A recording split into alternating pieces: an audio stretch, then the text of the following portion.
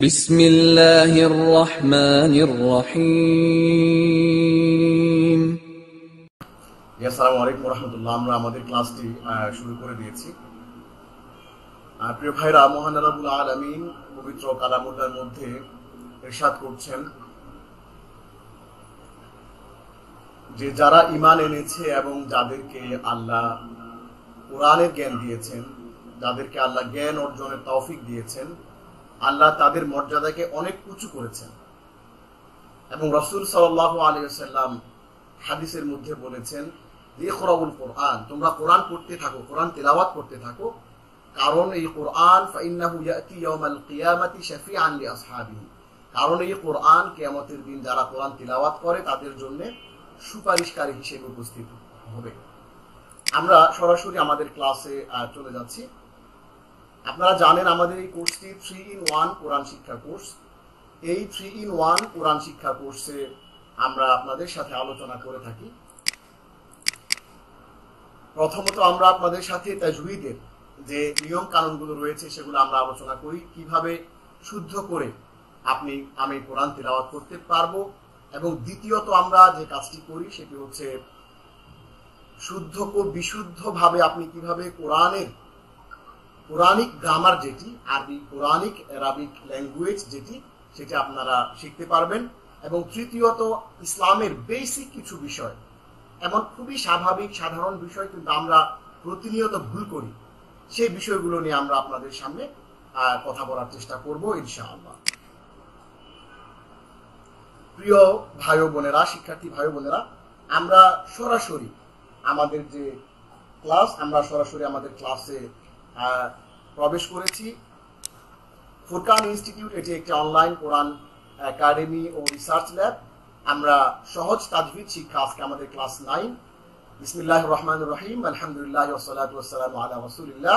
আসসালামু আলাইকুম ওয়া রাহমাতুল্লাহি ওয়া বারাকাতুহু। আজকে আমরা যে জিনিসটি শিখব সেটি হচ্ছে, আজকে আমরা শিখব কলকলা। কলকলা কাকে বলে, তাজউইদের নিয়মের ক্ষেত্রে, কোরআন তিলাওয়াত করার ক্ষেত্রে কলকলা জিনিসটি কি সেটি আমরা শিখব। পাশাপাশি আমরা আজকে সূরা ইখলাস ও সূরা লাহাব, যেটার আরেকটি নাম সূরা মাসাদ, সেটি আমরা ইনশাআল্লাহ মশ করব। তাহলে আমরা সরাসরি ক্লাসে ঢুকে যাই। আমরা প্রত্যেকটি তাজউইদের ক্লাসের শুরুতে আপনাদের জন্য আমরা যে কাজটি করি সেটি হলো, আমরা আলিফ থেকে ইয়া পর্যন্ত এবং ইয়া থেকে আলিফ পর্যন্ত আপনাদের সামনে আমরা উপস্থাপন করি।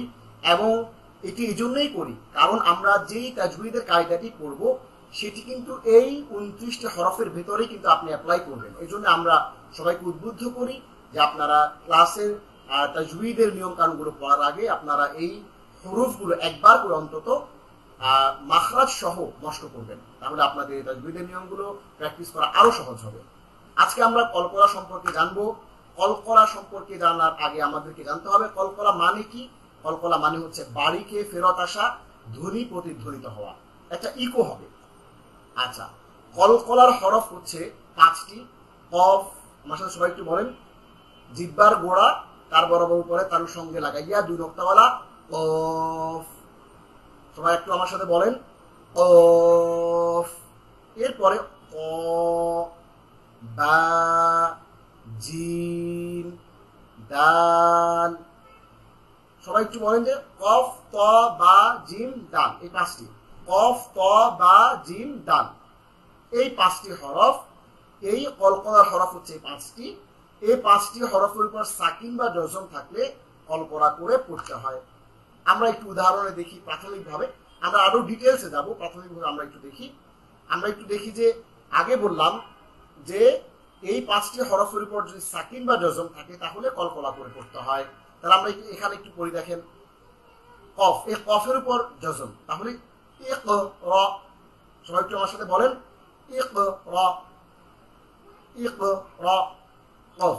একটু স্ট্রেস দিয়ে, একটু ধাক্কা দিয়ে পড়তে হবে, ইকরা।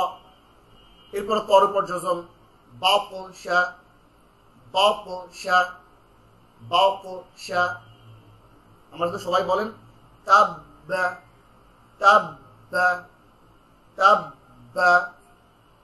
এরপরে ইয়াজআল,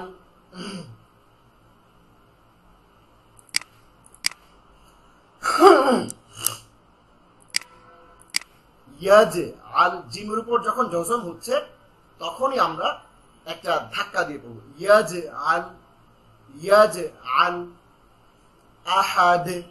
দেখুন এখানে আমরা বলেছি কফ, ক, বা, জিম, দাল, সিরিয়ালে আমরা 5টি কোরআনিক শব্দ আপনাদের জন্য নিয়ে এসেছি, যেখানে আমরা কলকলা বা স্ট্রেস বা ধাক্কা দিয়ে পড়া দেখতে পাচ্ছি। আমার সাথে সবাই একটু বলেন ইকরা।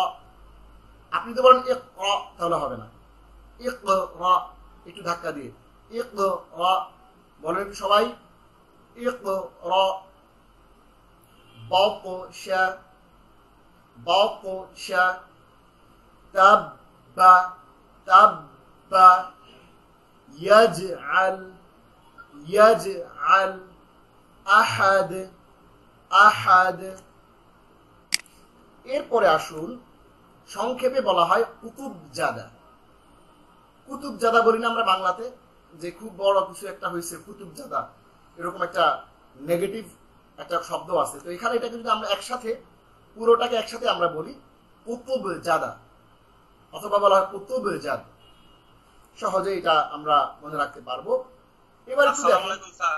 জি, শুনতে পাচ্ছি, বলুন বলুন। রেদওয়ান রহমান, জি। ক্লাসে অ্যাটেন্ড করলাম স্যার। আচ্ছা, ঠিক আছে, ওকে। আপনি ক্লাসটা কন্টিনিউ দেখতে থাকেন ইনশাআল্লাহ। কোনো প্রশ্ন থাকলে আমরা এরপরে শেষে আপনাদের প্রশ্নগুলো ইনশাআল্লাহ আমরা নেব, এবং আপনারা আমাদের চ্যাট বক্সে প্রশ্নগুলো দিতে থাকেন ইনশাআল্লাহ। আমাদের এখানে অ্যান্সারগুলো আমরা দেওয়ার চেষ্টা করব। নিচে উল্লেখিত অক্ষরগুলোর যে কোনো একটিতে যদি সুকুন থাকে তখন কলকলা করতে হয়। দেখুন কফ, ক, বা, জিম, দাল।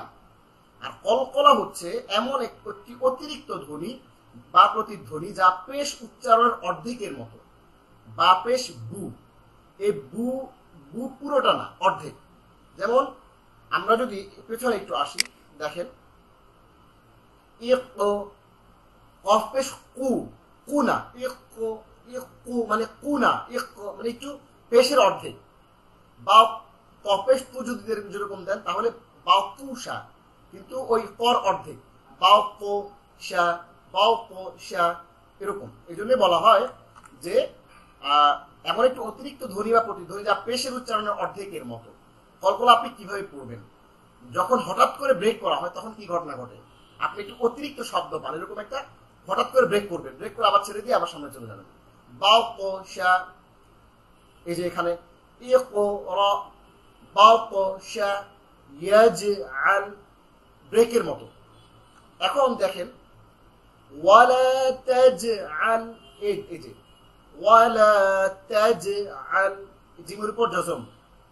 ওয়ালা তাজআল ইয়াদাকা মাগলুলাতান। অতএব আপনি যদি একটি কলকলা অক্ষর পড়েন, সেটির উপর আপনি কি করবেন? নিশ্চয়ই একটি প্রতিধ্বনি করবেন, প্রতিধ্বনি। তাজআল, এরকম একটা প্রতিধ্বনি হবে, তাজআল। তাহলে 5টি কলকলা অক্ষরের লোগো, এটা একটু খেয়াল রাখতে হবে। কফ, ক, বা, জিম, দাল একসাথে।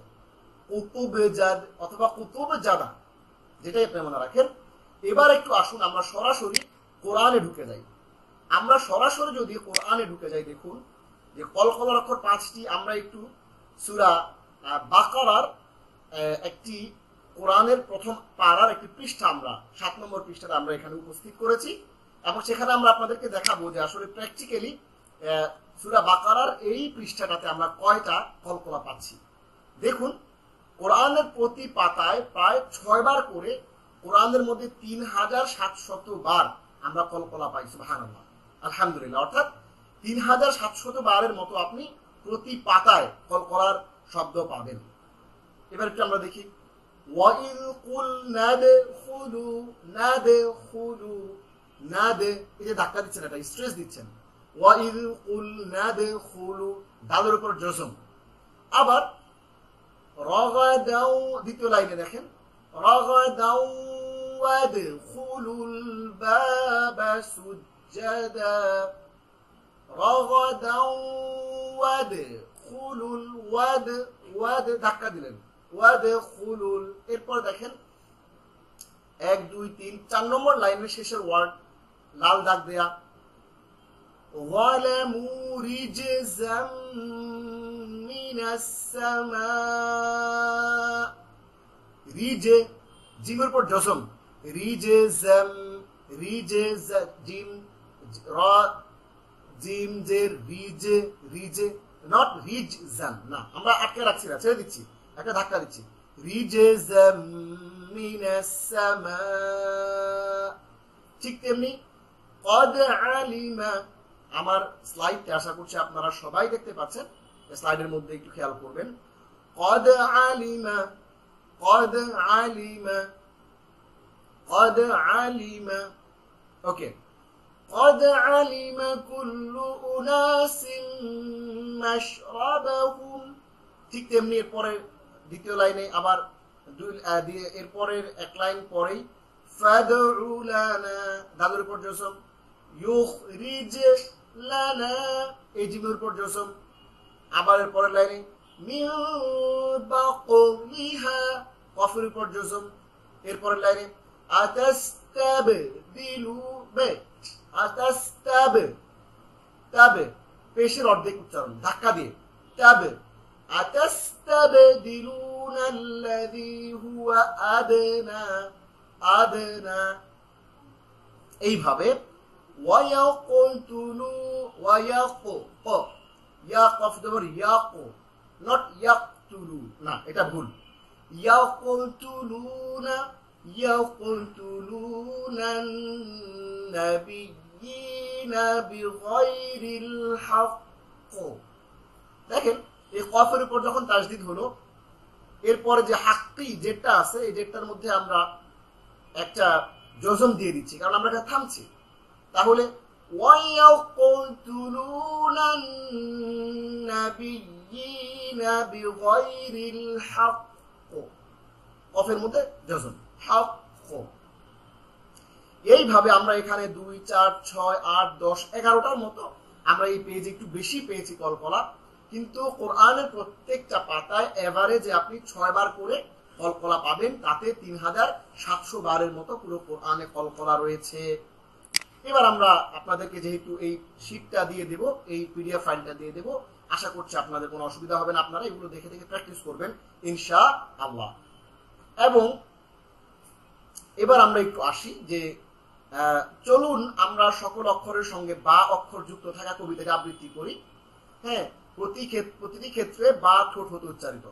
মাব বাব ওয়াব ফাব সাব যাব ضاب تاب داب طاب زاب ساب صاب لاب ناب راب جاب شاب। আপনারা আমার সাথে বলেন সবাই, এখান থেকে শুরু করি আমরা। রেডি?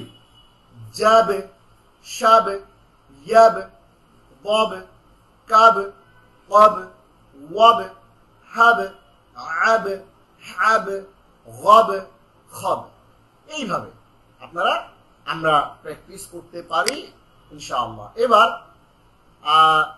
আপনি ও আমি আমরা যেটা করব সেটা হচ্ছে এই কফ কফ, ক ক, বা বা, জিম জিম, দাল দাল, এগুলোর উপর আমরা একটা হামজা কল্পনা করে একটু আমরা পড়ি। আফ আপ আব, এগুলো সবাই আমার সাথে একটু পড়েন। আপ আপ আপ আব আজ আদ আপ আপ আব আজ আদ। এভাবে আমরা যদি একটু বারবার করে প্র্যাকটিস করতে থাকি, কফ ক বা জিম দাল, কফ ক বা জিম দাল, এই তিনটার উপরে যদি জজম হয়, সুকুন হয়, তাহলে আমরা একটু ধাক্কা দিয়ে স্ট্রেস দিয়ে পড়বো।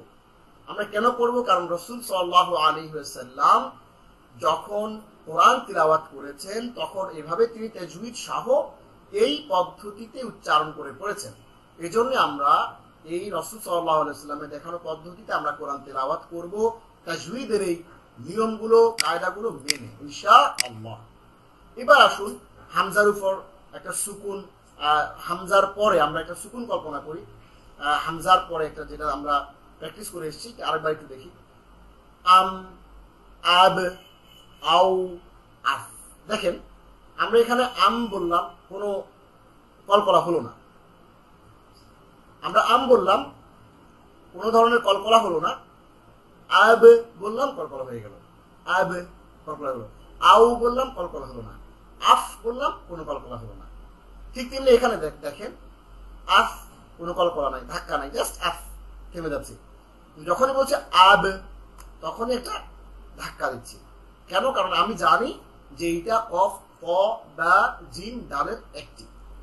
এরপর দেখুন আল, আও, আদ, অপ, আদ, অপ, এই যে আমরা ধাক্কা দিয়ে পড়ছি। কিন্তু আবার আজ, আস, আস, এখানে কোনো ধাক্কা দিচ্ছি না। ঠিক তেমনি দেখুন আল, আন, আর, কোনো আমরা ধাক্কা দিচ্ছি না। এখানে দেখেন আজ, কেন ধাক্কা দিচ্ছি আমরা? কারণ এখানে কলকলা করে পড়তে হচ্ছে। আজ, আশ, আই, কিছুই নেই। অব, কিছু হচ্ছে না। আক, কফ, ক, বা, জিম, দাল, যেহেতু আক, আক, আ, আ, আহ, আর, আহ, আহ, আহ, এগুলোর মধ্যে কোনো ধাক্কা দিচ্ছি না আমরা। আমাদের সুকুন, আমাদের প্র্যাকটিস শেষ হলো। এবার একটু দেখুন যে, এবার একটু একটা জিনিস একটু লক্ষ্য করুন, সেটা হচ্ছে কি, যে কিছু শব্দ আমরা কোরআনে যেগুলো পাই, আমার সঙ্গে সবাই পুনরাবৃত্তি করবেন, আবার আমার সঙ্গে পড়বেন। আমি একবার পড়বো, আমার সঙ্গে পড়বেন, আবার একটু থামবো, সেখানে পড়বেন। খলাকনা, আবার আমার সাথেও পড়বেন, একটু পজ দিব, ওইখানেও আপনি আবার পড়বেন। খলাকনা, খলাকনা মানে হচ্ছে আমরা সৃষ্টি করেছিলাম। রাযাকনাহুম, কফের উপর জজম, রাযাক, এই যে কফ, এটা রাযাক, রাযাকনাহুম, আমরা তাদেরকে রিজিক দিয়েছিলাম। মাতলাইল ফাজর, মাতলাই, মাত, কর উপর জজম, মাতলাই, উদয়ের সময় বা উদয়ের স্থান। ইউতঈমু, তিনি খাওয়ান। ওয়াল্লাযী হুয়া ইউতঈমুনি ওয়া ইয়াসকিন, ওই সত্তা যিনি আমাকে খাওয়ান এবং আমাকে পান করান। তাহলে এখানে ইউতঈমু মানে হচ্ছে তিনি খাওয়ান। আমরা তাজউইদের ভিতর দিয়ে আপনাদের অর্থ শিখিয়ে দিচ্ছি। ইউতঈমু, তিনি খাওয়ান। এবার আসেন ইবনু, ইবনু, ঈসা ইবনু মারইয়াম, কোরআনে আছে যে মারিয়ামের পুত্র ঈসা, তাহলে এখানে ইবনু আছে, ইবনু, কিন্তু এই ভাইয়ের উপর জজম থাকার কারণে আমরা একটু স্ট্রেস ধাক্কা দিয়ে পড়বো। ইবনু মানে পুত্র। আবদু, আবদুল্লাহ, قال إني عبد الله, আবদু, আবদু, আমার সাথে সবাই একটু বলেন আবদু, আইন বাজাবর আব, দাল পেশ দু, আবদু। সুবহানা, সুব, বাজব, বাইরের উপর জজম, সুবহানা। ইব্রাহিম খলিলা, واتخذ الله إبراهيم خليلا, আর আল্লাহ ইব্রাহিমকে বন্ধু হিসেবে গ্রহণ করেছেন। এই ইব্রাহিমা, বাইরের উপর জজম, ইব্রাহিমা, এর অর্থ হচ্ছে ইব্রাহিম আলাইহিস সালাতু ওয়াস সালাম। আমার প্রিয় শিক্ষার্থী ভাই ও বোনেরা, আমরা আজকে কলকলা, এটা আমরা পড়লাম আজকে। কলকলার হরফ হচ্ছে 5টি। কি কি? কফ, ক, বা, জিম, দাল। এই তিনটার উপর যদি সুকুন থাকে, জজম থাকে, তাহলে আমরা ধ্বনি প্রতিধ্বনি করে ধাক্কা দিয়ে স্ট্রেস দিয়ে পড়ব। আমাদের সেটার কোরআন উদাহরণ দিয়ে আমরা শিখলাম, পাশাপাশি আমরা বিভিন্ন ভাবে উচ্চারণ করে প্র্যাকটিস করলাম। এটা আমাদের আজকের কলকলার যে থিওরি ছিল, সেটা প্র্যাকটিস ছিল, সেটা আমাদের এই পর্যন্তই আমাদের শেষ হলো, আলহামদুলিল্লাহ। এখন আমরা যে কাজটি করব সেটা হচ্ছে, আমাদের আজকে আমরা কথা দিয়েছিলাম আপনাদেরকে, আমরা সূরা ইখলাস এবং সূরা মাসাদ, যেটিকে বলা হয়, অথবা সূরা, আপনারা যেটাকে সূরা লাহাব বলেছিলেন, সেই সূরাটি আমরা আজকে এখন প্র্যাকটিস করব, মাস্ক করব। আপনারা অবশ্যই এই কোরআনে কারীম এক কপি কোরআন আপনারা নেবেন, এক কপি কোরআন নিয়ে সেই কোরআনের নিচে আপনারা দাগ দিবেন যে কোথায় আপনার প্রবলেম রয়েছে, সেই জায়গাগুলো আপনি আইডেন্টিফাই করবেন। আইডেন্টিফাই করে আপনি আপনার বাসায় এগুলো প্র্যাকটিস করবেন, যেহেতু এই শিক্ষা আপনাদেরকে আমরা দিয়ে দেব। তাহলে আসুন আমরা সবাই প্র্যাকটিস করি। প্র্যাকটিস করার পদ্ধতি হচ্ছে, আমি প্রথমে বলবো, আমার সাথে সাথে আপনারাও বলবেন। আমি আবার বলবো, আমার সাথে আপনারা বলবেন না, চুপ থাকবেন। কোন জায়গাতে আমি বলি এটা খেয়াল করবেন। এরপর একটু সময় দিব আমি, আপনারা পড়বেন। শুরু করি। আউযু বিল্লাহি মিনাশ শাইতানির রাজীম। প্রথমবার আমার সাথে পড়লেন, এবার আমি পড়বো, শুনবেন, এরপরে সময় দিব, পড়বেন। আউযু বিল্লাহি মিনাশ শাইতানির রাজীম।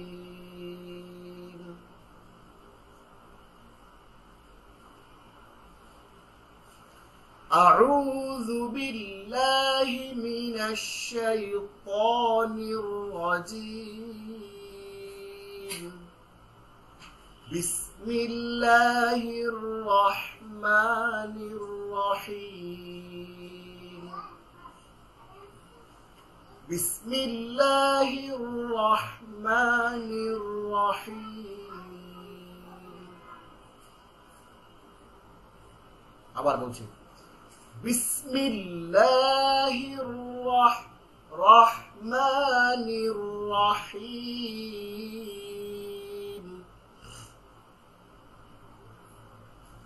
রহমানির রহিম।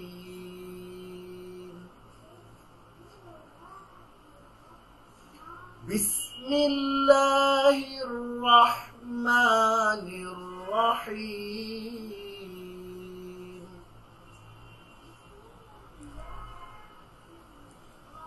আমরা এবার একটু পড়ি। কুল, এই যে এখান থেকে জিহ্বার গোড়া তার বরাবর করে তালুর সঙ্গে লাগাইয়া দুই নোক্তাওয়ালা ও, সবাই একটু বলি আমরা ও। এবার ওই যে আমরা কুল আউযু বিরাব্বিল ফালাক, কুল আউযু বিরাব্বিন নাস পড়েছি, ওইটাই সেমটাই কুল। কুল আউযু, ওরকম কুল। আজকে এটা হলো ইখলাস। সূরা ইখলাস মানে হচ্ছে একনিষ্ঠতা, একাত্মতা, আল্লাহর প্রতি নিবেদন, এটা হচ্ছে ইখলাস। ইখলাস নিয়ে এটা কথা। কুল হুয়াল্লাহু আহাদ। দেখুন এইখানে মজার ব্যাপার হচ্ছে, আমরা যে আজকে কলকলা পড়লাম, এই কলকলার অ্যাপ্লিকেশন কিন্তু এখানেই সবচেয়ে বেশি। দেখেন এই যে দালের উপর এখানে যজন হবে, এখানে একটা কলকলা করতে হবে। এখানে সমাদের, আমার মাউসটা আশা করছি আপনারা দেখতে পাচ্ছেন, এই সমাদের এখানে কলকলার একটা যজন হবে, এখানে একটা কলকলা হবে। এই যে এখানে লিদে দালের উপর একটা যজম আছে, এটা কলকলা হবে। এখানে দালের উপর যজম আছে, কলকলা হবে। এখানে দালের উপর যজম আছে, কলকলা হবে। তার মানে এখানে দাল এবং দালের খেলা, এখানে সবগুলো দালের মধ্যে কলকলা করতে হবে। কারণ কলকলার হরফ হচ্ছে 5টি, কফ, ক, বা, জিম, দাল। কফ, ক, বা, জিম, দাল, এই 5টি হরফের মধ্যে যদি সাকিন হয় বা সুকুন হয়, তাহলে ধাক্কা দিয়ে কলকলা করে পড়তে হয়। সেক্ষেত্রে আমরা শুরু করি। কুল, এই যে এখান থেকে কুল, কফ, কুল। আপনারা যদি এই প্র্যাকটিসের মাধ্যমে যদি 10টা সূরা ঠিক করতে পারেন এই 15টা ক্লাসের মধ্যে, তাহলে কিন্তু আপনাদের অনেক লাভ হবে এবং আপনারা সালাতের মধ্যে শুদ্ধ করে পড়তে পারবেন। নামাজের ভঙ্গের একটা বড় কারণ হচ্ছে নামাজে অশুদ্ধ পড়া, লাহনে জলি, অর্থ পরিবর্তন হয়ে যায়। এমন ভুল যদি হয় তাহলে আপনার নামাজও নষ্ট হবে, আপনার নামাজ হবে না। নামাজে অশুদ্ধ পড়াটা নামাজ ভঙ্গের একটা বড় কারণ। শুরু করি আমরা। কুল, কুল হুয়াল্লাহ, মোটা করে আল্লাহ। কুল হুয়াল্লাহু আহাদ। কুল হুয়াল্লাহু আহাদ। আহাদ। কুল হুয়াল্লাহু আহাদ। বলেন সবাই, একবার বলেন। কুল হুয়াল্লাহু আহাদ। قل هو الله أحد. ওকে, এরপর আল্লাহ মোটা করে, আল্লাহ শব্দ কখন মোটা করে পড়তে হয়, পুর হয়, কখন চিকন করে পড়তে হয়, বারিক হয়, এটা আমরা আপনাদেরকে ইনশাআল্লাহ একটা ক্লাসে দেখাবো। আজকে এতটুকু জেনে রাখেন যে আল্লাহটা মোটা করে পড়তে হবে। আল্লাহ, নট আল্লাহ সামাদ, এরকম না, ভুল এটা। আল্লাহু সাদ, আল্লাহু সামাদ, আল্লাহু সাদ সামাদ, দাল মিম দাল জবর মাদ, দে মাদ ধাক্কা হবে, কারণ এটা কলকলা। আল্লাহু সামাদ, আল্লাহু সামাদ। আবার একটু শুনেন, আল্লাহু সামাদ, আবার আল্লাহু সামাদ। লাম ইয়ালিদ ওয়া লাম ইউলাদ, লাম ইয়ালিদ ওয়া লাম ইউলাদ।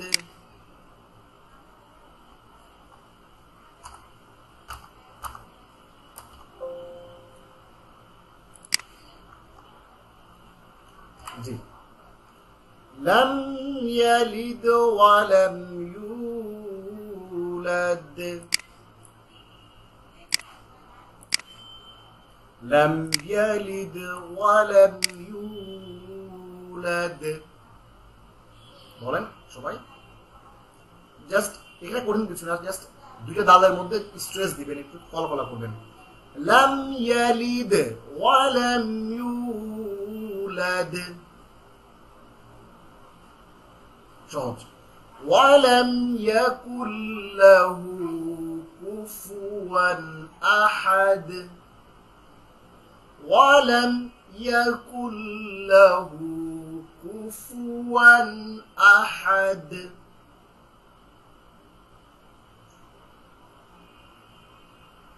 আবার লাস্ট, ওয়ালাম ইয়াকুল লাহু কুফুয়ান আহাদ।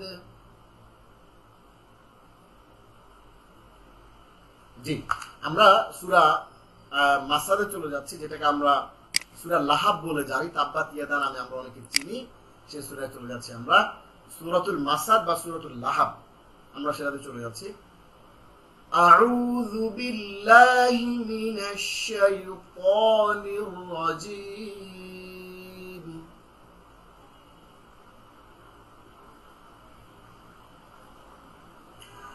বিসমিল্লাহির রাহমানির রাহিম।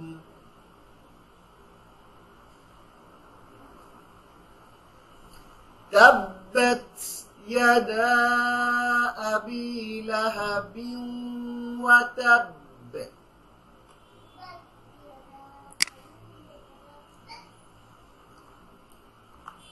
এইখানে একটা ব্যাপার বুঝতে হবে, এখানে অনেকগুলো কায়দা আছে, এখানে ইদগাম আছে, এখানে ইখফা আছে, বিভিন্ন কায়দা কানুন আছে, এগুলো আমরা আপনাদেরকে ইনশাআল্লাহ পড়াবো। এখন জাস্ট আমরা যেভাবে বলি এইভাবে একটু চেষ্টা করেন বলার ইনশাআল্লাহ।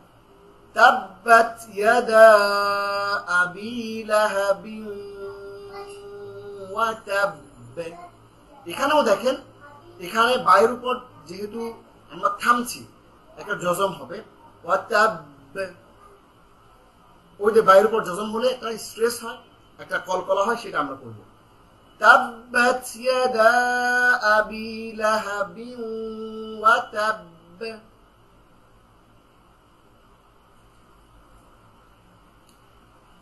মা আগনা আনহু মালুহু ওয়া মা কাসাব।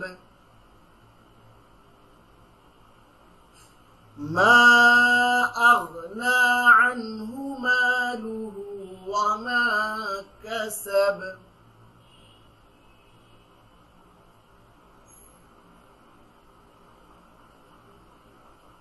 সবাই একটু বলেন আবার, মা আগনা আনহু كسب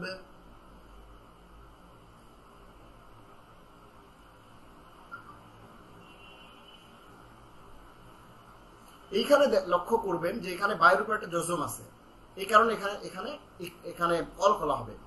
আর আমরা মা এখানে টান দিচ্ছি কেন? কারণ আমরা আপনাদেরকে পড়িয়েছিলাম যে মধ্যে তবাই যেটা মধ্যে আসলি যেটা মানে একালিফ মদ যেটা যে জবরের বাম পাশে খালি আলিফ মদের হরফ, সেই হিসেবে মা টান দিচ্ছি, এখানে ও মা টান দিচ্ছি, এখানে মা লুহু টান দিচ্ছি। অর্থাৎ জবর একটা হলো জবরের বাম পাশে খালি আলিফ দাঁড়ায় আছে, এই জন্য একালিফ টান দিবে। এভাবে মা আগনা আনহু মালুহু ওয়া মা কাসাব।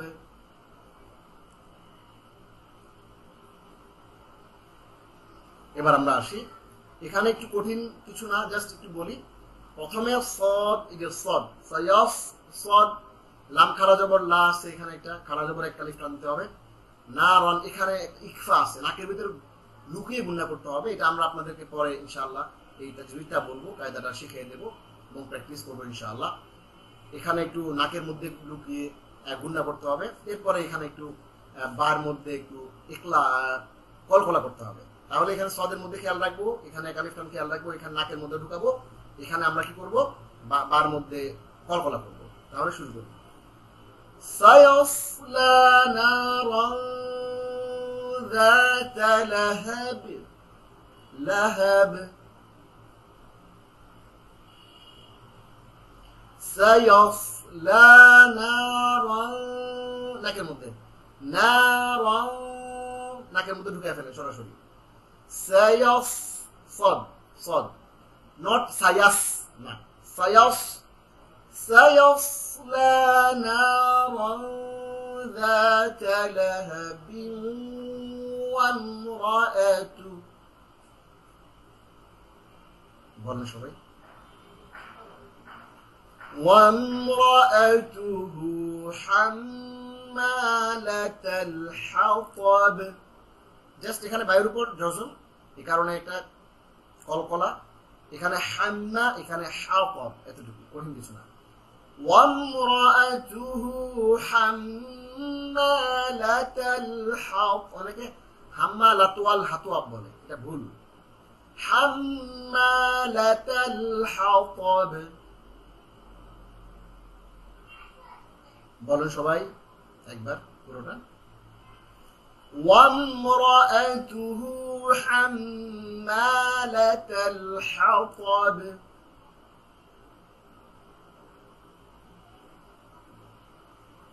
وامرأته حمالة الحطب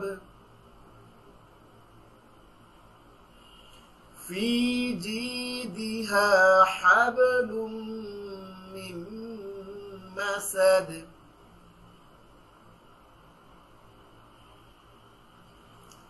শুধু হা, হার পরে হা বা জবর হাব, এখানে একটা কলকলা হবে।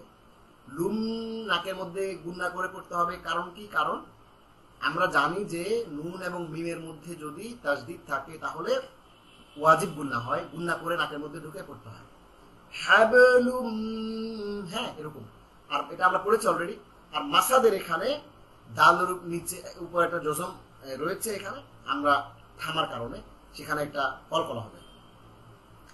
في جيدها حبل من مسد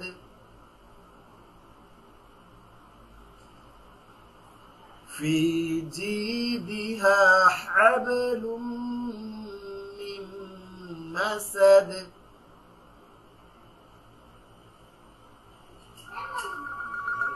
بسم الله الرحمن الرحيم।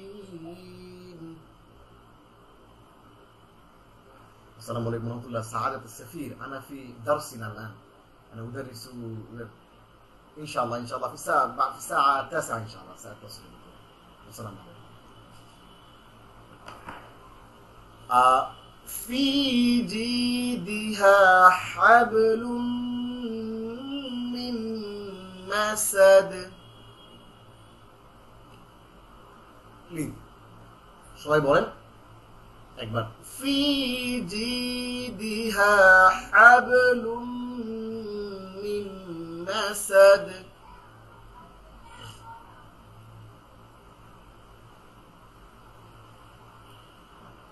ওকে, তাহলে আমাদের আজকে আমরা যেটা পড়লাম, আমাদের তিনটা মডিউলের প্রথম ভাগ, যেটি আমরা যে অংশটি আমরা প্রত্যেক দিন আপনাদের সাথে প্রত্যেকটা ক্লাসে আপনাদের সাথে শেয়ার করি, সেটি হচ্ছে সহজ তাজবিদ শিক্ষা।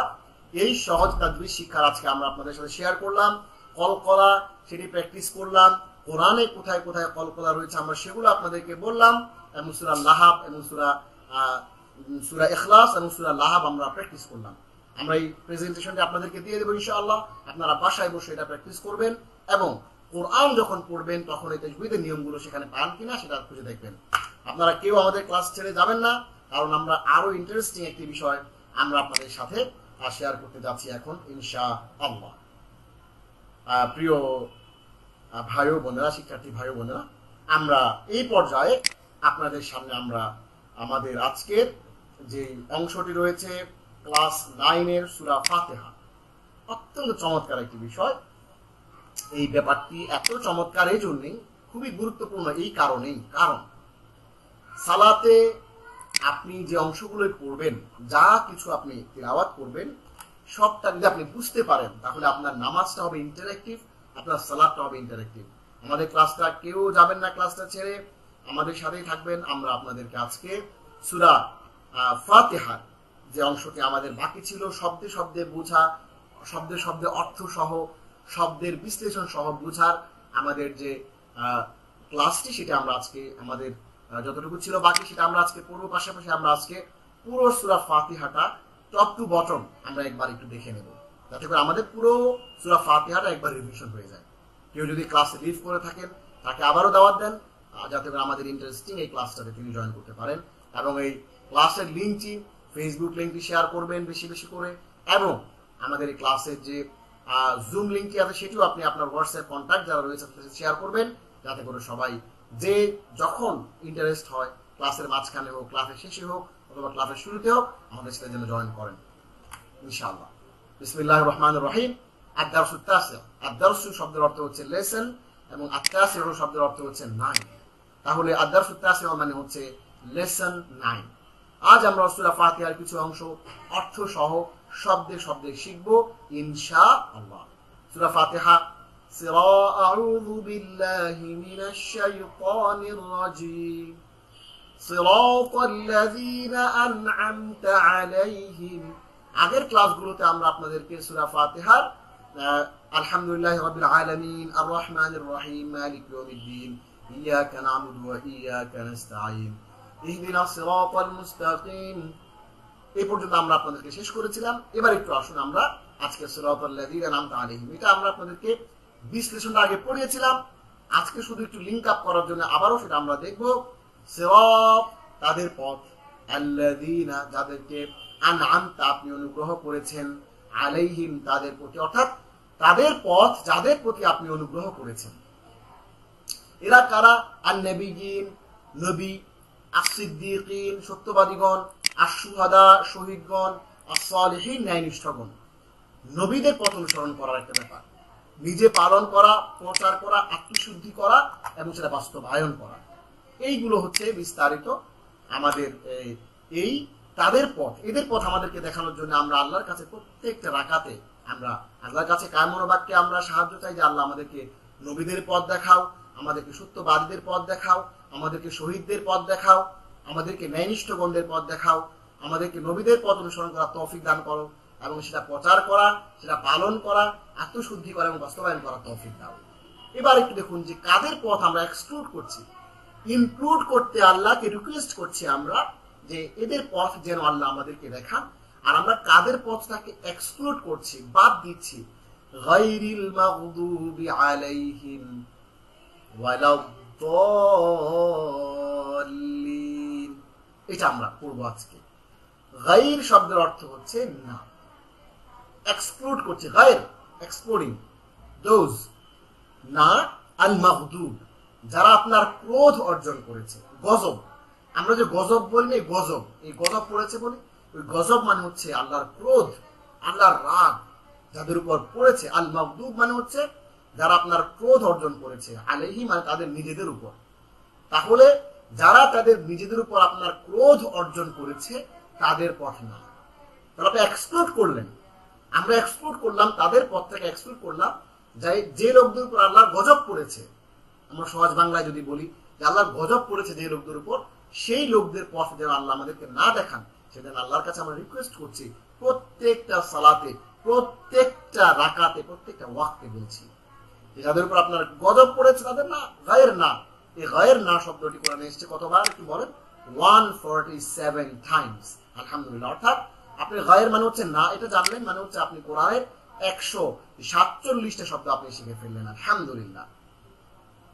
গায়ের মানে হচ্ছে না, ব্যতীত, তাছাড়া, তাছাড়া বা ছাড়া। আমরা এটা বলতে পারি যে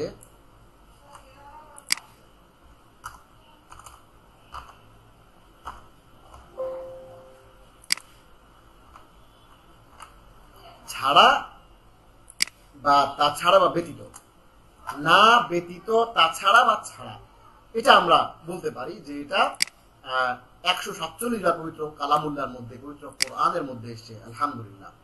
এরপরে দেখুন আল মাগদুব, যারা আপনার ক্রোধ অর্জন করেছে। ক্রোধ কারা? দেখুন মাগদুব এর ওজনে আমরা আপনাদেরকে দুটো শব্দ, একটা শব্দ শেখাবো, মাজলুম।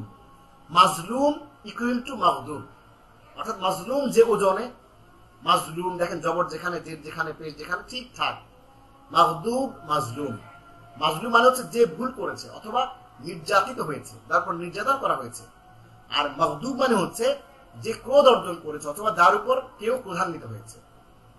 মাজলুম মানে হচ্ছে যে ভুল করেছে অথবা নির্যাতিত হয়েছে, আর মাগদুব মানে হচ্ছে যে ক্রোধ অর্জন করেছে অথবা যার উপর ক্রোধান্বিত হয়েছে।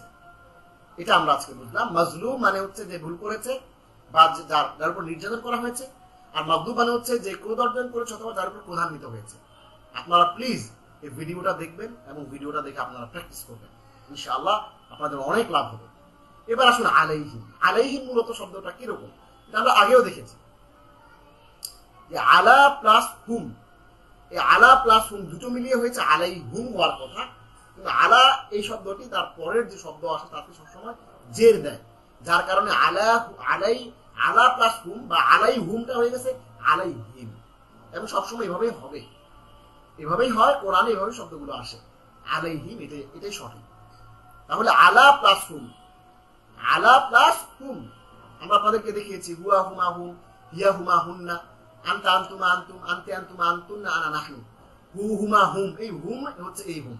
কা কুমা কুম, কি কুমা কুন্না, ইয়া না। আমরা এগুলো আপনাদেরকে পড়িয়েছি এবং এগুলো দেখিয়েছিলাম সেটি। তাহলে আলাইহিম হচ্ছে আলা প্লাস হুম হয়ে গেল আলাইহিম।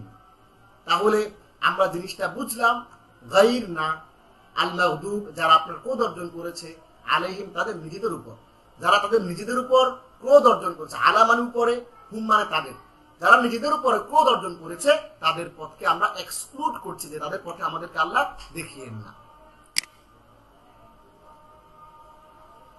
আচ্ছা, আজান দিচ্ছে, আমরা যারা এখানে আছি আমরা কেউ একজন আজানের জবাব দিই ইনশাআল্লাহ, আর আমরা সবাই ক্লাসে কন্টিনিউ করি। জি ধন্যবাদ, জাযাকাল্লাহ। এরপর দেখুন এই মাগদুব কারা? এই মাগদুব হচ্ছে যারা জানে কিন্তু করে না, মানে না। অর্থাৎ আপনি যদি জানেন, জ্ঞান পাপী যেটাকে আমরা বলি, যে জানে কিন্তু মানে না, অনেক কিছু জানে যে এটা করা অন্যায়, এটা করা যাবে না, রাষ্ট্রীয় সম্পত্তি বিনষ্ট করা যাবে না, দুর্নীতি করা যাবে না, অন্যায় করা যাবে না। এই যে ক্লাস থেকে বেরিয়ে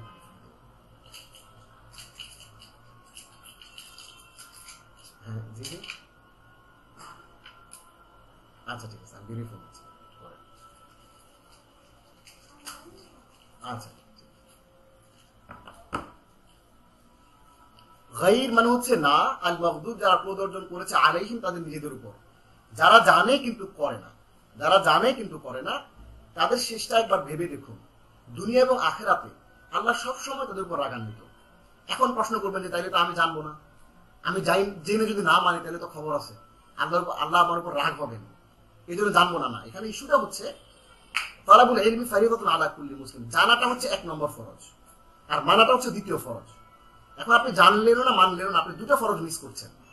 আর তিনি জানলেন কিন্তু মানলেন না, তিনি একটা ফরজ অন্তত পালন করলেন, এবং জীবনের প্রথম আল্লাহ আপনার উপর রাগ হচ্ছেন, ঠিক আছে, আপনি জানেন যে নামাজের অলসতা করা ঠিক না, আপনি অলসতা করছেন, বাট যদি জানেন নামাজের গুরুত্ব, নামাজের সিগনিফিকেন্সটা আপনি বুঝতে পারেন, তাহলে কিন্তু আপনি নামাজের যে গুরুত্বটা, এই নামাজের গুরুত্বটা আপনি বোঝার পরে, আন্ডারস্ট্যান্ডিংটা আপনার আসার পরে, আপনি কিন্তু চাইলেই যে কাজটা করতে পারবেন, সেটি কি, আপনি চাইলেই নামাজের গুরুত্বটা বুঝে পরবর্তীতে, আজকে না হলে পরে আপনি সেই নামাজটা আদায় করতে পারবেন।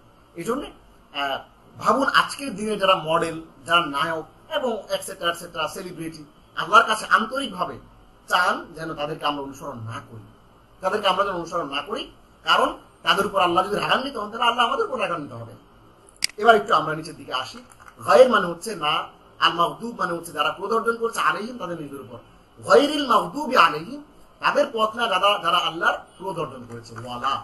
এবার আমরা আরেকটা শ্রেণীকে এক্সক্লুড করছি, আমাদের যে আল্লাহকে বলছি যে আমাদেরকে অমুক অমুকদের পথ দেখাও, আর অমুক অমুকদের পথ দেখিও না, একটা বললাম যে যাদের উপর আল্লাহ ক্রোধান্বিত, আল্লাহ রাগ করেছেন, আল্লাহ ক্রোধ যারা অর্জন করেছে, এরা কারা? এরা হচ্ছে যারা খ্রিস্টান। এটা হচ্ছে যারা না, যারা জানে কিন্তু করে না, এরা হচ্ছে ইহুদি। ভুল বললাম আমি, গায়রিল মাগদুব হচ্ছে ইহুদিরা, তাদের উপর আল্লাহ সবসময় রাগান্বিত, তারা সবকিছু জানে বুঝে, কিন্তু তারা এই জিনিসটা করে না, মানে না, এবং তারা পুরো দুনিয়াটাকে জিম্মি করে রেখেছে। ফিলিস্তিনের উপর যে ইসরায়েল যে অত্যাচারগুলো করছে, এরা তারা জেনে শুনেই এই অন্যায়গুলো করছে, অত্যাচারগুলো করছে, বছরের পর বছর, দশকের পর দশক তারা করে যাচ্ছে। ওয়ালাদ-দাল্লিন, এবং না তাদেরও যারা পথভ্রষ্ট, না বুঝে, তারা বুঝেও না, তারা করেও না, এরা হচ্ছে দলিল, মানে পথভ্রষ্ট, সঠিক পথে নাই, কোরআনে জ্ঞান অর্জন না করে মানুষের পেছনে পেছনে ঘুরে, অমুক পীরের পেছনে ঘুরে, অমুক আলেমের পেছনে ঘুরে, অমুক মাজারের পেছনে ঘুরে, অমুক দরগার পেছনে ঘুরে, বিভিন্ন জিনিসের পেছনে ঘুরে ঘুরে তারা কোরআন এবং সুন্নাহর মেইন স্ট্রিমের মধ্যে না গিয়ে, তারা কোরআন সুন্নাহর মেইন যে সরল সঠিক পথের মধ্যে না গিয়ে, জ্ঞান অর্জন না করে তারা মানুষের পেছনে পেছনে ঘুরে, তারা পথভ্রষ্ট হয়, না বুঝে, কারণ সে জানে না, বুঝে না, পড়েও নাই, বোঝার চেষ্টাও করে নাই, তাদের কথা বলা হচ্ছে ওয়ালাদ-দাল্লিন, এবং তাদেরও না যারা পথভ্রষ্ট, যারা পথ হারিয়ে ফেলেছে। ওয়াও মানে হচ্ছে ওয়া, এবং লা মানে হচ্ছে না, ওয়া এবং লা তাদেরও না, গায়রের মতোই, গায়র যেরকম না, তাছাড়া ওরকম লাও না, না বুঝায়। আর দাল্লিন যারা পথভ্রষ্ট, না বুঝে। এখন দেখুন, না বুঝে যারা পথভ্রষ্ট, মাগদুব মানে হচ্ছে যারা বুঝে শুনে পথভ্রষ্ট, বুঝে শুনে আল্লাহর গজব যারা অর্জন করছে, আল্লাহর ক্রোধ যারা অর্জন করছে তারা, আর এটা হচ্ছে দল্লুন। এখন দল্লিন শব্দটাকে ভাঙেন, দল্লিন শব্দটাকে আমরা ভাঙি, আসেন, এই দল্লিন শব্দটাকে ভাঙলে মূলত শব্দটা ছিল দল্লুন, শব্দটা মূলত কি ছিল? দল্লুন, দল্লুন, এটা সিঙ্গুলার, এক বচন, আর এটার প্লুরাল বা বহুবচন হচ্ছে দল্লুন বা দল্লিন। আমরা যখন আপনাদেরকে আরবিক গ্রামার শেখাবো সামনের দিকে, আগামী ক্লাস থেকে ইনশাআল্লাহ, তখন আপনাদেরকে দেখাবো যে একটা শব্দকে কিভাবে সিঙ্গুলার থেকে প্লুরাল করতে হয়, তখন আপনারা আরো বুঝতে পারবেন যে এটা আমরা সূরা ফাতিহার আপনাদেরকে কেন পড়িয়ে নিলাম 3টা ক্লাসে। এই জন্যই যে সূরা ফাতিহার আপনি প্রত্যেকটা সালাতে, প্রত্যেকটা রাকাতে পড়ছেন, ওয়াই নট কিছুদিন আগে আপনি সূরা ফাতিহাটা শিখবেন। আমরা গ্রামার দুদিন পরেও শিখতে পারবো, বাট যত তাড়াতাড়ি আপনি সূরা ফাতিহাটা বুঝতে পারবেন, হৃদয়ঙ্গম করতে পারবেন, ওয়ার্ড বাই ওয়ার্ড আন্ডারস্ট্যান্ডিং চলে আসবে, রিয়েলাইজ করতে পারবেন, তখন কিন্তু আপনার সালাতটা আরো ইন্টারেক্টিভ হবে, আপনার নামাজটা আরো খুশখুশুর সাথে হবে। এই জন্য আমরা সূরা ফাতিহাটা আগে আপনাদেরকে শিখিয়ে ফেললাম, এরপর আমরা আবার গ্রামারে চলে যাব, সেখানেও আপনি সূরা ফাতিহার ওয়ার্ড গুলো পাবেন ইনশাআল্লাহ। আমার প্রিয় ভাই বোনেরা, শিক্ষার্থী ভাই বোনেরা, দল্লুন এটা হচ্ছে মেইন ওয়ার্ড, সিঙ্গুলার, ওইখান থেকে দল্লুন বা দল্লিন, যেটা আপনারা এখানে দেখতে পাচ্ছেন। আচ্ছা, এবার আমরা একটু আসি, এটা মূল রুট ওয়ার্ড হচ্ছে দদ লাম লাম। এখন প্রশ্ন করবেন যে ওস্তাদজি কেন এটা রুট ওয়ার্ডটা জানতে হবে? এই রুট ওয়ার্ডটা এই জন্য জানতে হবে কারণ আমরা যখন সামনের দিকে আগাবো, আরো অ্যাডভান্স কিছু জিনিস পড়বো, তখন প্রত্যেকটা শব্দের রুট ওয়ার্ডটা জানলে এখান থেকে আপনি আরো অনেকগুলো ওয়ার্ড তৈরি করতে পারবেন ইনশাআল্লাহ। তাহলে বদ লাম লাম, দল্লুন থেকে দল্লিন, ওয়ালাদ-দাল্লিন, এবং তাদের পথ না, তারা পথভ্রষ্ট, না বুঝে। প্রথম গ্রুপ যারা জানে কিন্তু মানে না, ইহুদি, তারা হলো মাগদুব, মানে তাদের উপর আল্লাহর গজব পড়েছে। আর দ্বিতীয় গ্রুপ হচ্ছে যারা না জানার কারণে মানে না, জানেও না মানেও না, পথভ্রষ্ট, তারা হচ্ছে দল্লিন। এবার একটু আসুন, আমরা তাদের মতো না হই, আমাদের কাছে কিতাব থাকার পরেও, এই যে কোরআন আছে আমাদের কাছে কোরআন আছে, কিতাব থাকার পরেও আমরা কোরআন শুধু তিলাওয়াতই করে যাচ্ছি ডে বাই ডে, প্রত্যেক দিন সূরা ফাতিহা নামাজের মধ্যে পড়ছি, আমরা বারবার করে পড়ছি, কিন্তু কি পড়ছি? মন্ত্রের মতো, জাস্ট মন্ত্রের মতো পড়ে যাচ্ছে, বুঝতে পারছি না। এখানে যে রিফ্লেকশন এই আয়াতে, সেটা হচ্ছে আমরা যেন তাদের মতো না হই, আমাদের কাছে কিতাব থাকার পরেও, কারণ আমরা এটা পড়ি না, পড়লেও বুঝি না। মনে করুন তাদেরকে যারা আজ পথভ্রষ্ট, এবং আবারও আন্তরিকভাবে আসুন আমরা প্রার্থনা করি যেন আল্লাহ আমরা তাদেরকে বর্জন করতে পারি। ইহুদি এবং খ্রিস্টানদেরকে আমরা বন্ধু হিসেবে যেন গ্রহণ না করি, আমরা যেন তাদেরকে আল্লাহর যে বিধান, সেই বিধান অনুপাতে তাদেরকে আমরা বন্ধু হিসেবে গ্রহণ করি, এবং তাদের সাথে সেই ট্রিটমেন্টটা করি, সেই ট্রিট করি যেটা আল্লাহ আমাদেরকে শিখিয়েছেন।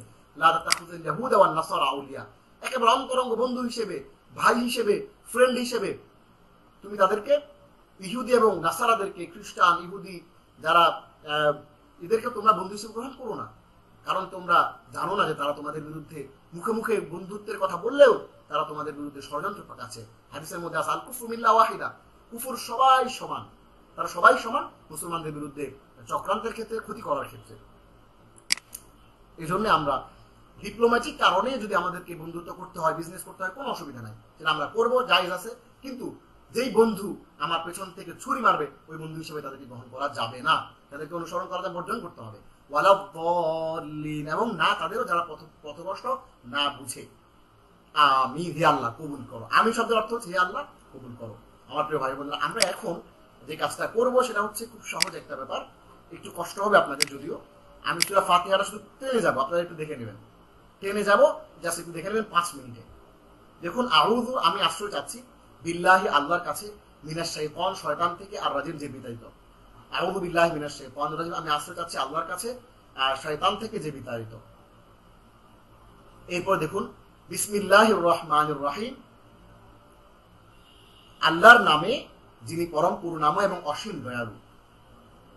আলহামদুলিল্লাহি রাব্বিল আলামিন, সমস্ত প্রশংসা আল্লাহর জন্য।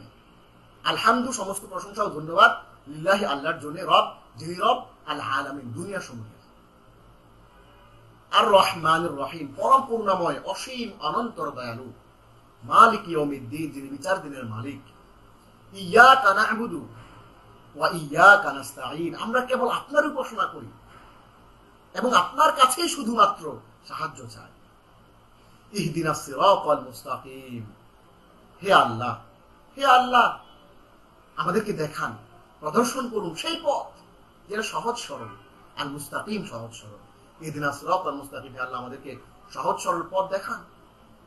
সিরাতাল লাযীনা আন'আমতা আলাইহিম, ওই সমস্ত লোকদের পথ যাদের উপর আপনি অনুগ্রহ করেছেন, করুণা করেছেন, তাদের পথ আমাদেরকে দেখান। হে আল্লাহ, হে আল্লাহ, আমাদেরকে তাদের পথ দেখান যাদের উপর আপনি করুণা করেছেন, তাদের পথ আপনি আমাদেরকে দেখান। গায়রিল মাগদুবি আলাইহিম, তাদের পথ না যারা আপনার ক্রোধ অর্জন করেছে, আপনারা যাদের উপর রাগান্বিত হয়েছেন, তাদের পথ না। ওয়ালাদ দাল্লিন, এবং তাদের পথ না যারা না জেনে না বুঝে পথভ্রষ্ট হয়েছে, জ্ঞান না থাকার কারণে, তাদের পথ না। আমার প্রিয় ভাই বোনেরা, আপনাদেরকে আজকে আমরা যে কাজটা করব সেটি হচ্ছে সূরা ফাতিহা পুরোটা আপনাদেরকে একটা প্রেজেন্টেশন স্লাইডে, শীটের মধ্যে আমরা দিয়ে দেব আপনাদেরকে ইনশাআল্লাহ। আসসালামু আলাইকুম ফজল ভাই।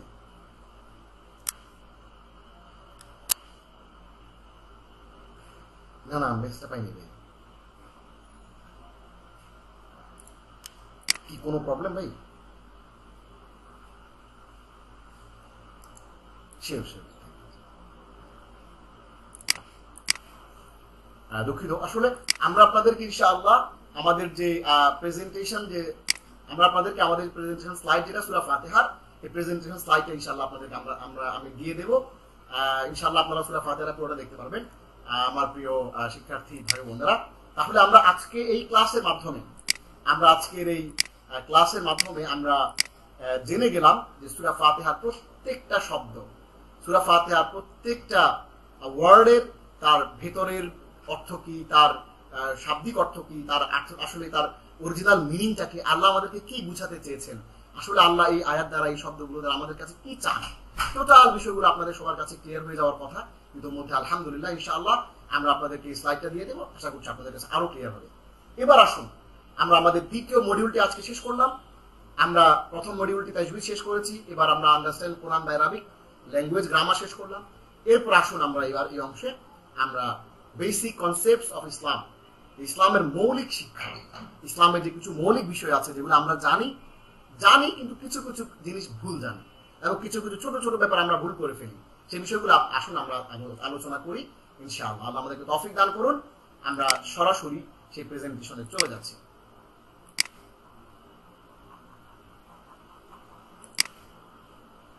আশা করছি আপনারা সবাই আমার প্রেজেন্টেশনে দেখতে পাচ্ছেন।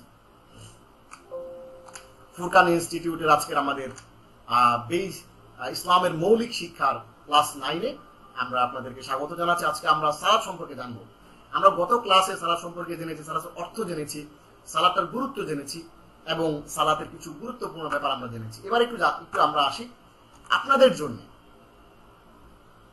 একটা অ্যাসাইনমেন্ট, একটা হোমওয়ার্ক রয়েছে আমাদের কাছে এবং এই হোমওয়ার্কটি আশা করছি আপনারা করছেন খুব গুরুত্বের সাথে। অনেকে হোমওয়ার্কগুলো জমা দিচ্ছেন। আমরা ক্লাসের শেষে একেবারে যখন কোর্সটা শেষ হবে, কোর্সটা যখন শেষ হবে আমরা আপনাদের সবাইকে আমরা এই যারা অ্যান্সারগুলো করেছেন আপনাদের সবার অ্যান্সারের ভিত্তিতে আমরা বিজয়ী ঘোষণা করবো এবং আপনাদেরকে ইনশাআল্লাহ পুরস্কারের ব্যবস্থা করব। আজকে আপনাদের জন্য যে অ্যাসাইনমেন্ট রয়েছে সেটি হচ্ছে সালাত আসলে আমাদেরকে আজানের জবাব দেওয়া হয়েছে। জি ফজলুল হাসান জাযাকুমুল্লাহ। জি তাহলে দেখুন সালাতটি আসলে আল্লাহ আমাদেরকে কেন দিয়েছেন, আমাদের 5 ওয়াক্ত সালাত আল্লাহ কেন দিয়েছেন বলে আপনি মনে করেন, এটা আপনি একটু লিখে পাঠাবেন। আমরা আমাদের গ্রুপে ফেসবুক পেজে আমরা কোশ্চেনটা ইনশাআল্লাহ দিয়ে দেবো, অ্যাসাইনমেন্টটা দিয়ে দেবো যে আল্লাহ আমাদের জন্য কেন সালাত আদায় করতে বলেছেন এবং সেটা একটা না করে দুটা না করে 5টা কেন করেছেন এবং সালাতের মধ্যে আসলে কি হয়, ঘটনাটা কি ঘটে, আল্লাহ সালাতের মাধ্যমে কি চান। যেমন আল্লাহ কোরবানের মাধ্যমে একটা জিনিস চান, আল্লাহ হজের মাধ্যমে একটা জিনিস চান, যাকাতের মাধ্যমে একটা জিনিস চান। অবজেক্টিভ এটা কি এই সালাতের, সালাতের অবজেক্টিভটা আপনারা সবাই লিখবেন। সালাতের লক্ষ্য উদ্দেশ্য কি এবং আল্লাহ আমাদের কাছ থেকে কি চান, এই জিনিসটা আমরা ইনশাআল্লাহ সবাই লিখবো। বাংলাতে আমরা লিখবো, ইংরেজিতে কোনো অসুবিধা নাই। আমরা ইনশাআল্লাহ আপনাদের সেই পোস্টগুলো নিয়ে, সেই লেখাগুলোকে নিয়ে আমরা ফেসবুকে পোস্ট করব। এগুলো অনেকেই শেয়ার করেন, অনেকেই জানার চেষ্টা করেন, অনেকেই আপনাদের অনেক সব হবে ইনশাআল্লাহ। এবার আসুন আমরা আউটলাইন। প্রথমে আমরা আপনাদেরকে বলেছি সালাতের পরিচয়, বলেছি সালাতের গুরুত্ব, বলেছি ইসলামের সালাতের ধারণা কোত্থেকে আসলো, কিভাবে আসলো। এবার আমরা আজকে আপনাদেরকে যে জিনিসটা দেখাবো সেটা হচ্ছে সালাতের আমার প্রভু, এই ধারণা। সালাতের মধ্যে আমার প্রভু আল্লাহর সাথে যে আপনার একটা মোহব্বত, একটা সম্পর্ক, একটা ভালোবাসা, সেটার কথা আমরা আজকে আপনাদেরকে বলবো। সালাতের মৌলিক কিছু নিয়ম, সালাতের ফরজ, ওয়াজিব, সুন্নত, মুস্তাহাব, চেয়ারে সালাত আদায়, সালাতে মনোযোগ, খুশু এবং খুতবা চলাকালীন আপনি কথা বলতে পারবেন কিনা, 2 খুতবার মাঝে কথা বলা যাবে কিনা, সালাতে মোবাইল বন্ধ করা যাবে কিনা, আপনি মসজিদের মধ্যে চেয়ারে বা বাসায় বসে বা চেয়ারে নামাজ পড়তে পারবেন কিনা, সে বিষয়ে আমরা কথা বলবো। এবার আমরা আসুন আমাদের প্রথমে আজকে যে আমার প্রভু এই যে কনসেপ্ট, এইটা আসলে কি, আমার প্রভু এই কথাটার কনসেপ্টের ইস্যুটা আসলে কি একটু দেখেন। আলহামদুলিল্লাহ বা সমস্ত প্রশংসা আল্লাহর জন্য, এর অর্থ হলো আল্লাহর কৃতজ্ঞ হওয়া এবং তিনি সবকিছু থেকে মহান এর স্বীকৃতি দেয়া। মুসলিমরা সালাতে আল্লাহু আকবার বলে, যার অর্থ হচ্ছে আল্লাহ সবচেয়ে বড়। আবার আমরা বলি সুবহান রাব্বিয়াল আ'লা, সুবহান রাব্বিয়াল আযীম, এই বলার মাধ্যমে আল্লাহর দাসত্ব প্রকাশ পায়। দেখুন আমরা যে কথাটি এখানে আপনাদেরকে বলতে চাই সেটা হচ্ছে রব্বি আল আযীম, সুবহান রব্বি আল আ'লা। রব্বি বারবার আপনি বলছেন যে আমার প্রভু মহান, আমার প্রভু অতি উত্তম, আমার প্রভু মহিয়ান গরিয়ান, এই যে কথাগুলো বলছেন রব্বি বারবার বলছেন। রব্বি বলার অর্থটা কি?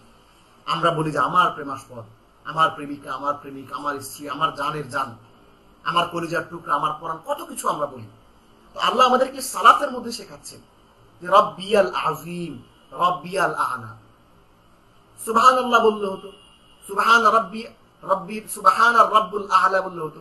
রব্বি বলার কারণ থেকে আমার রব, আল্লাহ বারবার করে আমাদেরকে এই জিনিসটা স্মরণ করিয়ে দিতে চাচ্ছেন যে আল্লাহ হচ্ছে আমার রব, আল্লাহ আমার রব, এই রবই আমার সব, দমে দমে তনু মনে তারই অনুভব। এই কথাটা আল্লাহ আমাদেরকে শেখাতে চাচ্ছেন যে আল্লাহ আমার রব, এই রবের মধ্যে সবকিছু আছে, আমি আমার রবকে খুঁজে নেব এবং আমার প্রভু এটা বারবার করে আল্লাহ আমাদেরকে শেখাচ্ছেন। এটা হচ্ছে আমার প্রভুর কনসেপ্ট। আল্লাহর আরো কাছাকাছি যাওয়া, আল্লাহর আরো ঘনিষ্ঠ হয়ে আল্লাহ কায় মনোবাক্যে সালাতের মধ্যে আল্লাহু আকবার ফিল করে, আল্লাহ ইজ দ্য গ্রেটেস্ট, সুবহান রাব্বিয়াল আযীম, আমার রব অনেক মহান, এই যে ফিলিংটা, এটা আল্লাহ চাচ্ছেন আমাদের কাছ থেকে। এটাই হচ্ছে রব্বি, আমার প্রভু, রব্বিয়াল আযীম, রব্বি, এই যে রব প্লাস ইয়া মানে হচ্ছে মাই লর্ড, রব্বি, রব্বু মানে হচ্ছে লর্ড, আর ইয়া মানে হচ্ছে আমার, তাহলে রব্বি মানে হচ্ছে মাই লর্ড, আমার প্রভু, আমার প্রভু, বারবার বলছি। তাহলে এবার আমরা একটু আসি যে সালাত মুসলিমদেরকে ইমানের ধারাবাহিক উপলব্ধি প্রদান করে। যে আল্লাহ ও বিচার দিবসে বিশ্বাস রাখে না, সে সালাতকে একটি কঠিন কাজ মনে করে। এই জন্য আল্লাহ বলেন, দেখুন যে সমস্ত লোকরা ভাই সালাত জানি তো ফরজ, কিন্তু সময় মতো পড়তে ভালো লাগে না, অলসতা লাগে, গুরুত্ব অতটা আসে না, কেমন যেন লাগে, খারাপ লাগে, ভাই হচ্ছে না, পড়তেছি না, এক ওয়াক্ত পড়লে আরেক ওয়াক্তে নাই, অথবা অলসতা নামাজকে ধাক্কা দিয়ে লাস্ট সময় পর্যন্ত নিয়ে যায়। এই যে একটা এদের সম্পর্কে আল্লাহ বলছেন যে যারা কিয়ামত দিবসকে বিশ্বাস করে না এবং যারা সে সালাতকে কঠিন মনে করে, এই লোকগুলো সালাতকে কঠিন মনে করে। আল্লাহ রাব্বুল আলামিন বলছেন সূরা নম্বর 2 45 এবং 46 নম্বর আয়াতে, ওয়াস্তাঈনু বিস-সাবরি ওয়াস-সালাহ, তোমরা ধৈর্য ও সালাতের মাধ্যমে সাহায্য চাও। ইস্তাঈনু, তোমরা সাহায্য চাও কিসের মাধ্যমে? ধৈর্য ও সালাতের মাধ্যমে।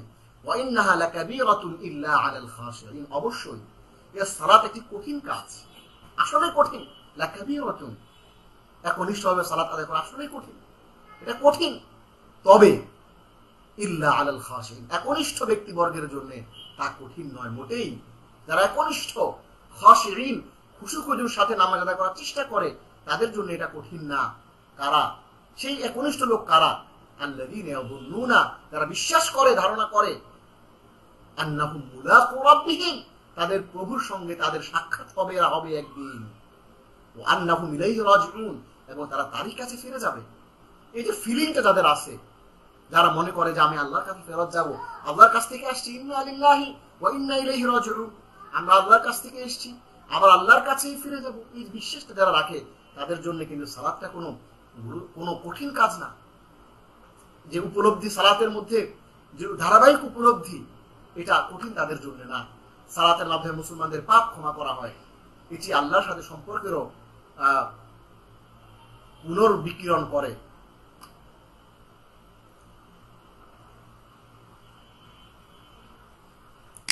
এটি আল্লাহর সাথে আমাদের যে সম্পর্ক, এই সম্পর্কে পুনর্জীবন দান করে। নবী সাল্লাল্লাহু আলাইহি ওয়াসাল্লাম বলেছেন যে 5 ওয়াক্ত সালাত এক জুমা থেকে অন্য জুমা পর্যন্ত সমস্ত ছোট গুনার কাফফারা স্বরূপ, অর্থাৎ যে আল জুমআ ইলাল জুমআ কাফফারাতুল লিমা বাইনাহা, যে একটা জুমা আরেকটা জুমা থেকে, একটা জুমা আরেকটা জুমা মাঝখানে যতগুলো গুনাহ আছে, পরের জুমাটা হচ্ছে আগের জুমা থেকে এই জুমা পর্যন্ত যা গুনাহ করলো সবগুলো গুনার কাফফারা। সুবহানাল্লাহ। এবং আরেকটি বিষয়, হাদিসের মধ্যে আল্লাহ রাসূল সাল্লাল্লাহু আলাইহি ওয়াসাল্লাম একটা চমৎকার একটা एग्जांपल দিয়েছেন, এটা আমাদের স্লাইডে নাই, যদিও আমি আপনাদের জন্য একটু মুখে বলে দিই। সেটা হচ্ছে আল্লাহ রাসূল সাল্লাল্লাহু আলাইহি ওয়াসাল্লাম একবার সাহাবায়ে কেরামের সাথে বসেছিলেন মসজিদের মিম্বরে। তিনি বসে সাহাবায়ে কেরামকে জিজ্ঞেস করলেন, হে আমার সাহাবীরা, আচ্ছা বলো দেখি, আলাইকুম, তোমার বলো দেখি, লাউ আন্না নাহরান লিবাবি আহাদিকুম, তোমাদের কারো ঘরের দরজায় যদি একটা নদী থাকে, কি থাকে? সবাই বলেন, কি থাকে? নদী।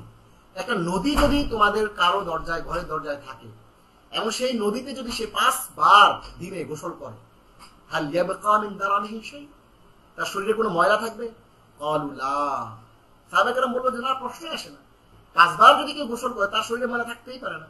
লা ইয়াবকা মিন দারানিহি শাই, কোনো ময়লা থাকবে না। তখন আল্লাহ রাসূল সাল্লাল্লাহু আলাইহি ওয়াসাল্লাম বললেন, ফাযালিকা মাসালুস সালাওয়াতিল খামস, 5 ওয়াক্ত নামাজ তেমনই, ইয়ামহুল্লাহু বিহিন্নাল খাতায়া, এই 5 ওয়াক্ত নামাজের মাধ্যমে আল্লাহ এক নামাজ থেকে আরেক নামাজ পর্যন্ত এই মাঝখানে যে সগীরা গুনাহগুলো রয়েছে, যেগুলো সাধারণ স্বাভাবিক গুনাহ, সেই গুনাহগুলো আল্লাহ ক্ষমা করে দেন। সুবহানাল্লাহ। কিন্তু কবিরা গুনাহের জন্য আপনাকে তওবা করতে হবে, কবিরা গুনাহের জন্য আল্লাহকে তওবা করতে হবে, সেটা ভিন্ন জিনিস।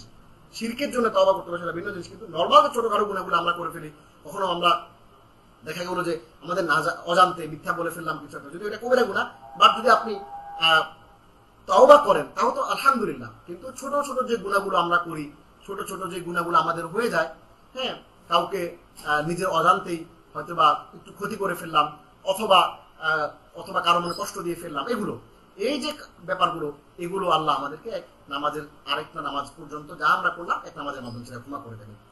এরপর দেখুন, মসজিদ পুনরুজ্জীবিত করা ইসলাম ও অন্যান্য মুসলমানদের সাথে মুসলমানদের সম্পর্কের নিদর্শন। এই যে দেখেন, আমরা এই সালাতের মাধ্যমে আমাদের মসজিদকে আমরা পুনরুজ্জীবিত করি, মসজিদগুলোকে জাগিয়ে রাখি, এবং আমরা মুসলমানদের সাথে মুসলমানদের একটা সম্পর্ক, নামাজের মধ্যে সবাই আসতেছে, হ্যাঁ, সবাই এসে একসাথে জামাতে নামাজ পড়তেছে। এইটা একটা সূরা নম্বর 9 আয়াত নম্বর 18 আল্লাহ বলছেন, আল্লাহর মসজিদ সমূহের রক্ষণাবেক্ষণ তারা করে, ইন্নামা ইয়ামুরু মাসাজিদাল্লাহ, আল্লাহর মসজিদ সমূহের রক্ষণাবেক্ষণ তারা করে যারা আল্লাহ ও পরকালে বিশ্বাস করে, সালাত কায়েম করে, যাকাত দেয় এবং শুধু আল্লাহকে ভয় করে। আসলে এরাই সঠিক পথে রয়েছে। অনেকে জিজ্ঞেস করে যে আমি সঠিক পথে আছি কিনা। আপনি যদি সালাত কায়েম করেন, আপনি যদি মসজিদকে আবাদ করেন, তাহলে আপনি সঠিক পথে আছেন, কোনো অসুবিধা নাই। নবী সাল্লাল্লাহু আলাইহি ওয়াসাল্লাম বলেছেন যে বাড়িতে বা বাজারে একাকী সালাত আদায় অপেক্ষা মসজিদে সালাত আদায়কারী 25 গুণ বেশি সওয়াব পায়। সুবহানাল্লাহ। মুসলিম এবং বুখারীর হাদিস। আরেকটি হাদিসের মধ্যে আছে, সালাতুল ফরদি আফদালু মিন সালাতুল জামাআতি আফদালু মিন সালাতিল ফরদি বি27 দারাজা, যে একাকী নামাজের চেয়ে জামাতে নামাজ পড়লে 27 গুণ বেশি সওয়াব পাওয়া যায়। সুবহানাল্লাহ। এই হাদিসের মধ্যে আছে 25 গুণ, আরেকটার মধ্যে আছে 27 গুণ বেশি সওয়াব পাওয়া যায়। সুবহানাল্লাহ।